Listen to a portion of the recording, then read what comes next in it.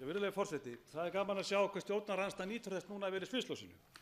Ekki naut stjórnarandstaðan núverandi því að vera í sviðsljósinu þegar hún var hér á síðasta kjörtímabili að leiða stjórn landsins. Hvernig var það? Hvernig var það þá? Hvernig var það þegar að stjórnarandstaðan núverandi setti lög á flugvirkja? Hvernig var umræðan hérna þá?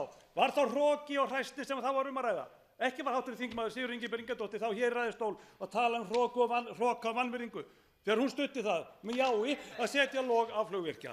Það skiptir greinilega máli hver það og hverjir eru við borðið. Það alveg augljóst. Og svo tala menn kjarkleysi. Hér. Hver var það sem þorði að standa upp í hárinu á kröfuhöfum? Ekki hv. þingmaður Össur Skarphéðinsson. Hver var það sem þorði að taka Icesave? Ekki hv. þingmaður Sigríður Ingibjörg Ingadóttir.